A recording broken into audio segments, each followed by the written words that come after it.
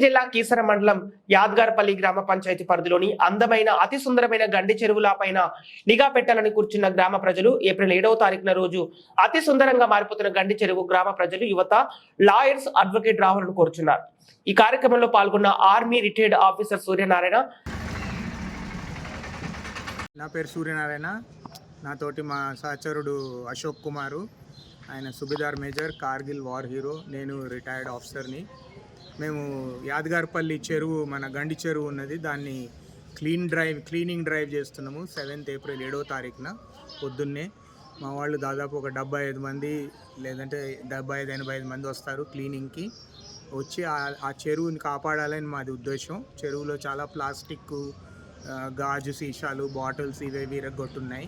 వాటన్నిటిని క్లీన్ చేసి ఆ చెరువుని దాని ఒరిజినల్ స్టేట్కి తెచ్చి దానికి ఒక చాలా స్వచ్ఛమైన చెరువు అది, దాన్ని కాపాడాలని మాది ఉద్దేశం. మాది ప్యూర్లీ వాలంటరీ వర్క్. దీంట్లో ఏమీ అంత సెల్ఫిష్గా ఏమీ లేదు, సెల్ఫ్లెస్గా చేస్తున్నారు మా వాళ్ళు. చాలామంది సీనియర్ లాయర్స్, డాక్టర్స్ వాళ్ళందరూ వస్తారు. 7th ఏప్రిల్ అండి, 7వ తారీఖున పొద్దున్నే 6:30కి యాద్గార్పల్లిలో ఉన్న యువకులందరికీ కూడా మాది ఏంటంటే విన్నపం ఏంటంటే, మీరు కూడా వచ్చి మీ చెరువుని కాపాడేదానికి ఈ క్లీన్ డ్రైవ్లో పార్టిసిపేట్ చేయాలని. ఆ చెరువును మీరు కాపాడుకుంటే మీకే, మీ విలేజ్కే మంచిది.